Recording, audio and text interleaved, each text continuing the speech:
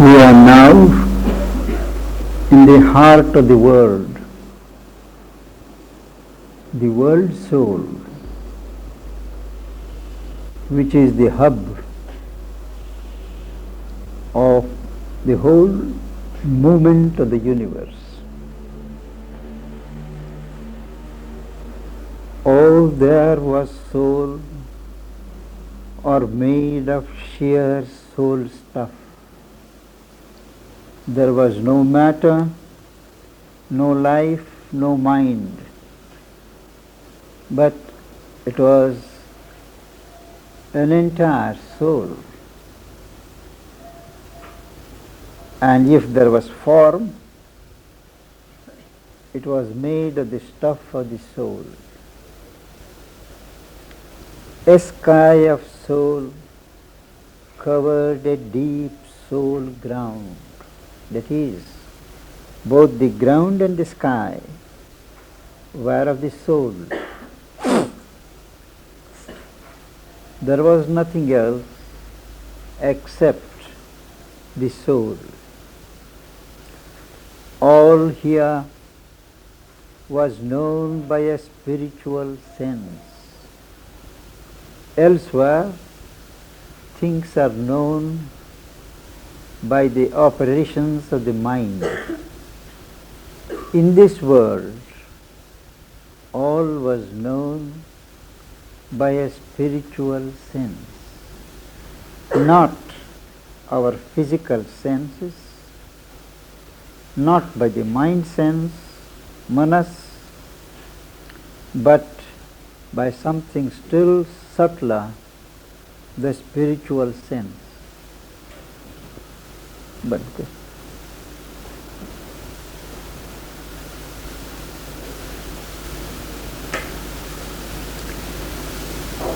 thought was not there,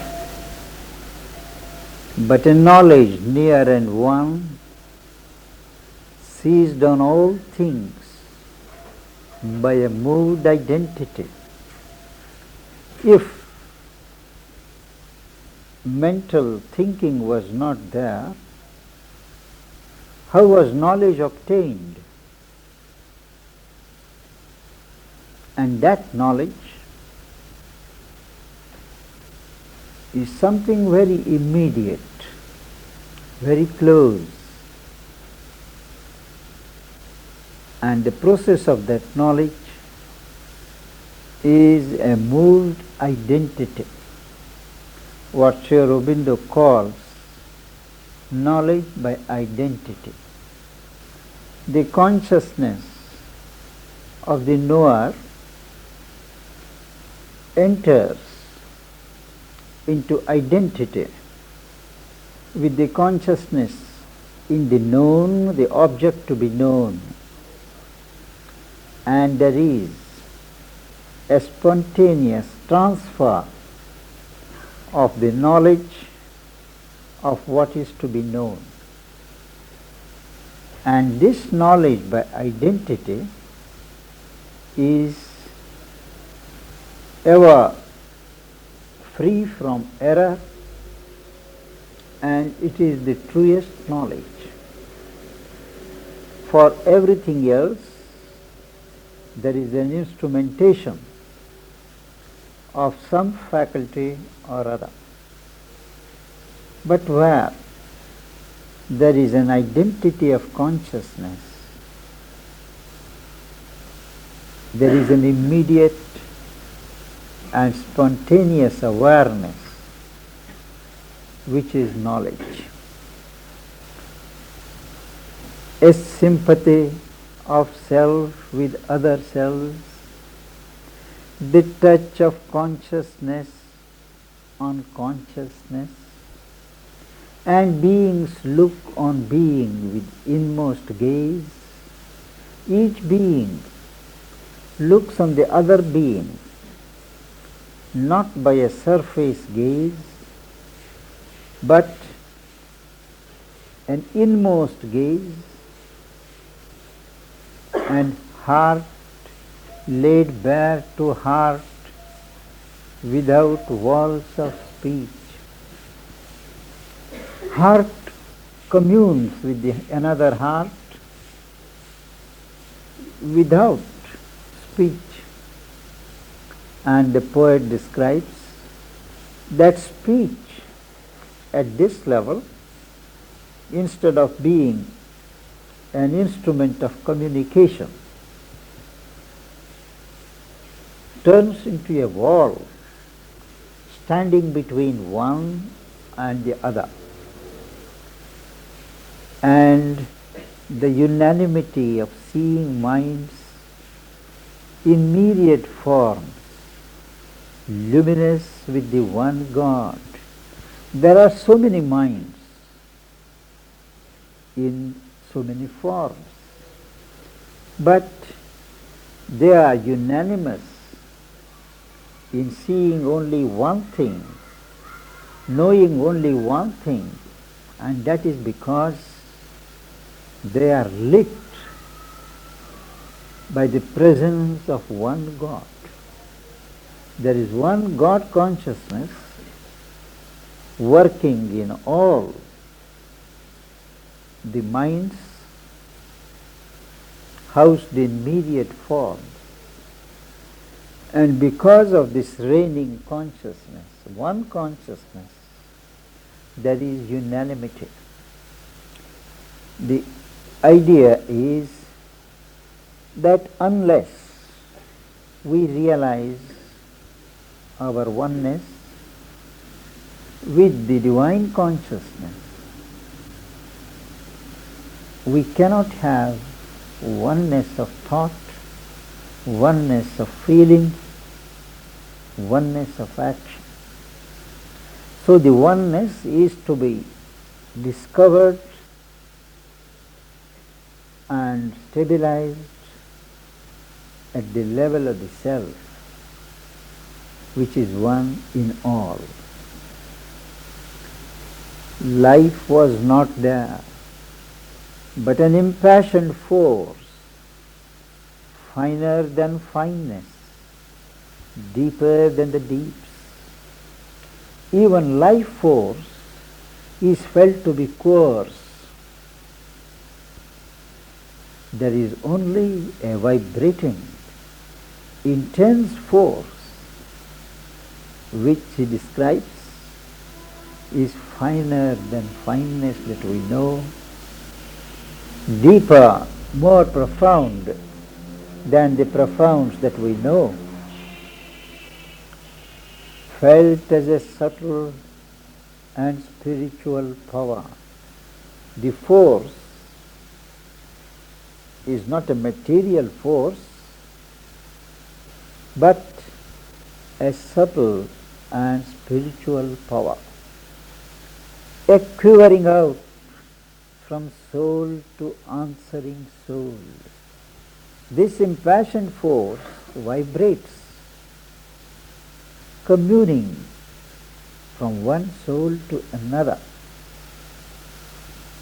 a mystic movement, a close influence, a free and happy and intense approach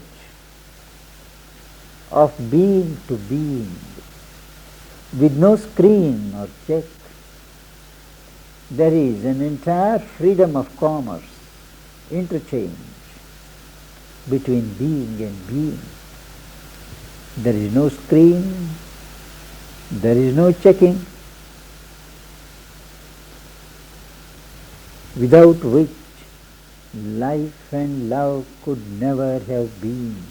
That is, somewhere in the depths of our being, there is this mystic movement. There is this intense approach of soul to soul. Without that, neither life nor love could ever have been in our existence. Body was not there, for bodies were needed not. At our level, bodies are required to give a concreteness to experience, because our senses, our faculties are gross, material, and they need a material object, a material objectivity to sense, to respond to. But at this level of the self, of the world, bodies are not needed. The soul answers to soul. The soul becomes aware of another soul without the necessity of a form. Here he says, the soul itself was its own deathless form. The soul did not need to take on either a mental body or a pranic body or a physical body. The soul itself was its own deathless form and met at once the touch of other souls, close, blissful, concrete, wonderfully true, without the intervention of the body. The soul feels another soul as close as possible, as blissfully as possible, and wonderfully true. As when one walks in sleep through luminous dreams, it is an imagery, it is a simile. As when one walks in sleep through luminous dreams, and conscious knows the truth their figures mean, in luminous dreams, not in mixed dreams of the type we are familiar with, but in luminous dreams where one is conscious, one knows the truth behind the happenings, the truth behind the various appearances and forms. There, where reality was its own dream, the reality contemplates itself. The reality is both the subject and the object. He knew things by their soul and not their shape. Our traveler of the world, Ashwapati, knows these things there directly by their soul and not by their external appearance of form.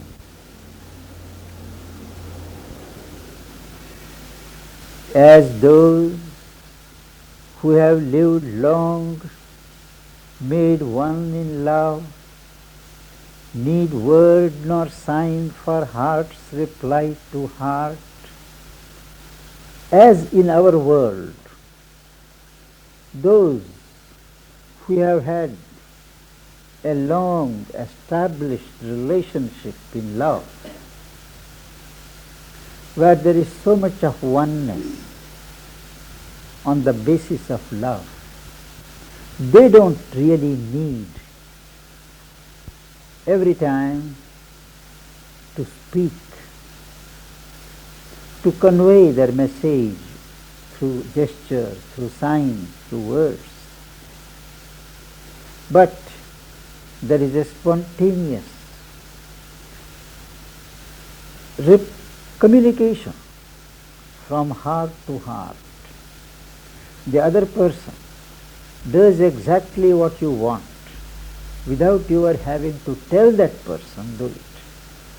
The moment an idea comes to you, this is to be done, that person either repeats that idea or says it. And such things are not very uncommon. Wherever there is a free love, an unselfish love of mutual self-giving, there speech is not necessary, verbal exchange is not necessary. Heart listens to heart, heart answers to heart. And in that manner, as those who have lived long, made one in love, need word, not sign, for heart's reply to heart, he met and communed without bar of speech. He doesn't say without instrument of speech, without bar of speech. Where there is so much of identity between two, speech becomes a bar, because words distort. Words carry different meanings. But without word, a speechless communication, that is spontaneous, true. In that manner, Ashwapati, he met and communed without bar of speech with beings unveiled by a material frame. There is no more material frame, material body to veil. And with them, without bar of speech, he meets and communes in the speech of silence. There was a strange spiritual scenery, a loveliness of lakes and streams and hills, a flow, a fixity in a soul space. It was not physical space, but the extension of the soul. Soul space is a self-extension of the soul. In that, he sees the loveliness of the lakes and streams and hills and plains and valleys, stretches of soul joy. Wherever you go, this joy of the soul flows. And gardens that were flower tracts of the spirit. Spirit, the being, the original being, consciousness. The flower tracts of it form the gardens. Its meditations of tinged reverie.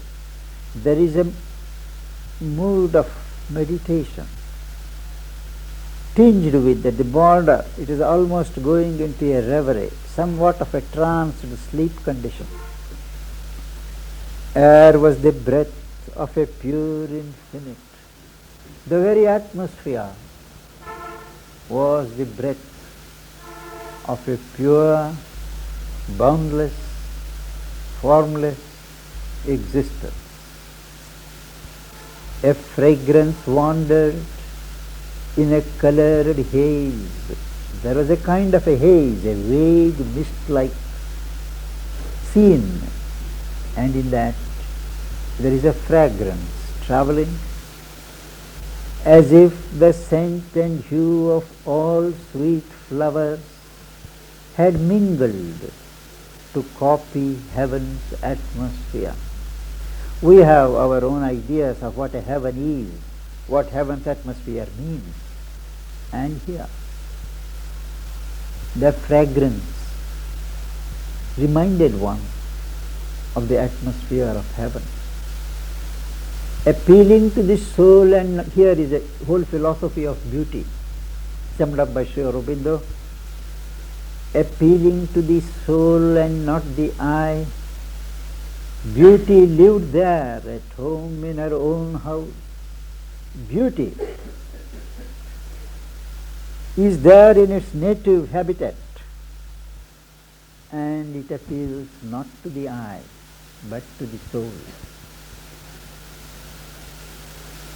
Art, beauty at a lower level, aims to please the eye,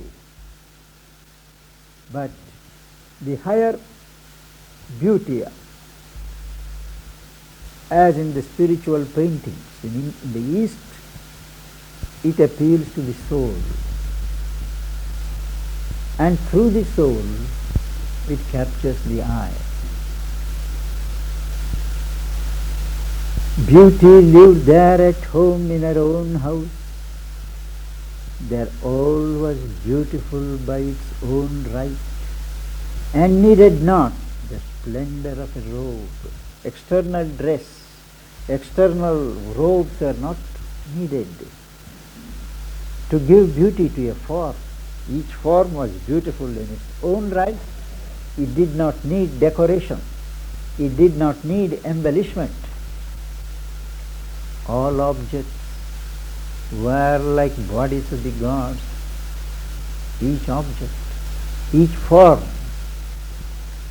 was like a body of God. A spirit symbol environing a soul. The soul was the center, and all else was something like a symbol of the spirit surrounding the soul, the world soul. For world and self were one reality. There was no artificial distinction there between the self and the world. The world was the self and the self was the world. Now here comes the description of the psychic world, the world where our souls go and retire when they withdraw from the bodies, physical, vital and mental, and stay assimilating the experience of the previous birth, preparing for the next incarnation. This is what we call the Shanti Loka, or in English, the psychic world. The psychic world, as we have known, is not in the gradation of the evolving worlds, but stands behind, supporting the entire staff. Immersed in voiceless internatal trance between two births, there is a condition of trance, of luminous sleep. Immersed in that trance, the beings that once wore forms on earth sat there. The beings that had assumed bodies at one time on earth were now here sitting in shining chambers of spiritual sleep. Spiritual sleep, mind you, not the usual condition we miscall sleep. Past were the pillar posts of birth and death. They had been left behind. The stages of birth, the stages of death, the intervening passage, they had all been left behind. Past was the little sense of symbol deeds, all the activities, all the movements that had happened were forgotten, left behind. Past were the heavens and hells of the long road. Of the long road from the time they left the earth to the time they arrived at the psychic world, there is a long road. And on the way, there are conditions of hell, conditions of heaven, all of them were left behind. They had returned, the beings, the souls, they had returned into the world's deep soul. They had issued out of the soul, world soul, and after the life experience, they have come back. All now was gathered into pregnant rest. It is not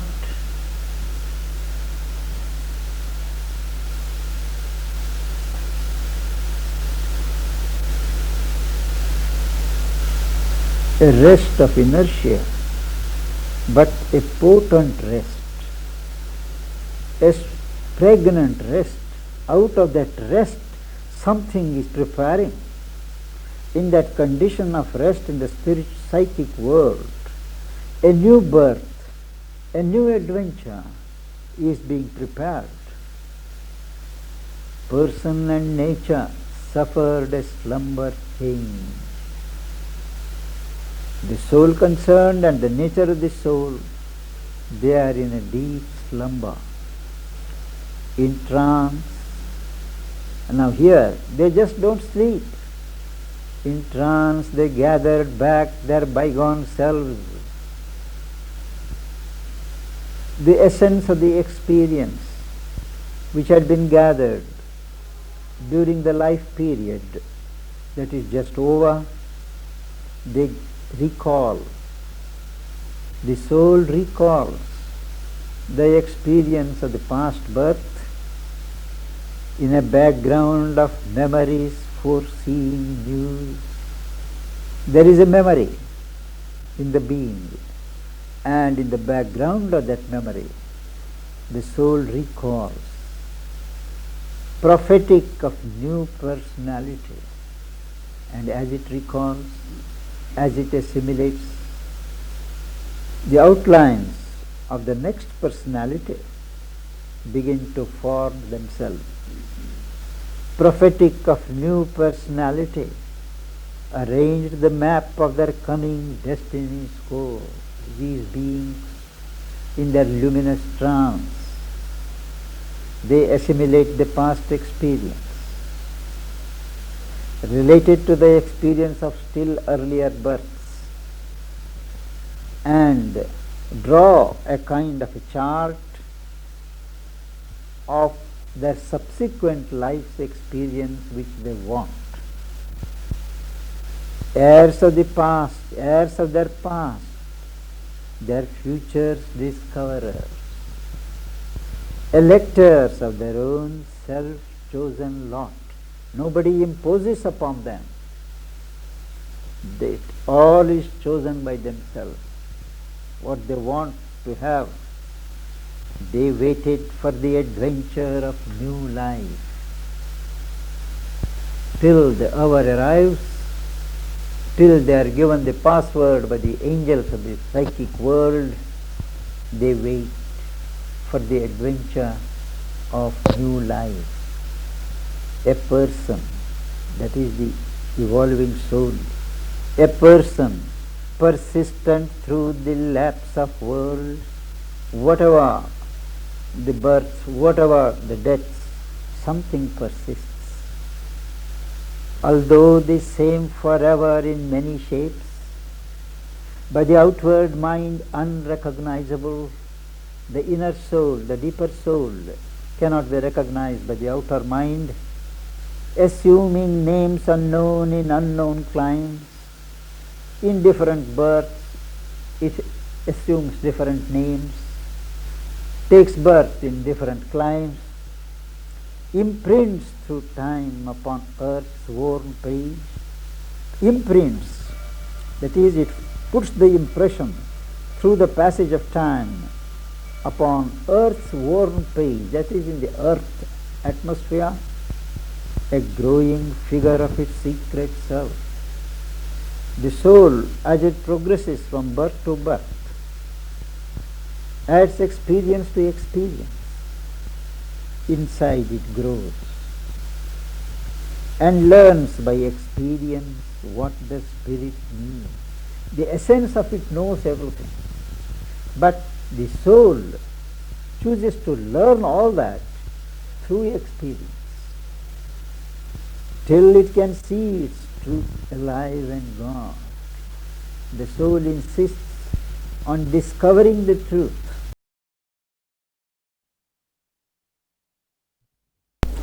Its divinity through its experience. It does not want to take it by self-evident knowledge. Once more they must face the problem game of birth. These beings who are now in retirement, once more they must face the problem game of birth.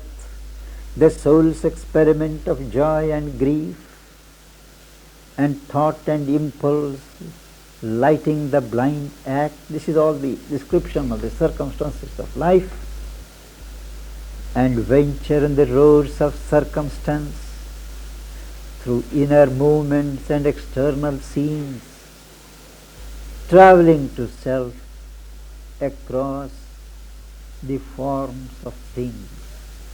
Through forms and forms, the soul arrives at its inner truth, the self. Into creation's center he had come. Ashwapati had arrived at the center of creation, the entire creation.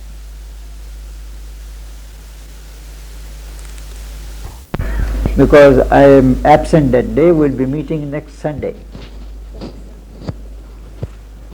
We'll be meeting next Sunday, as I won't be here on Thursday.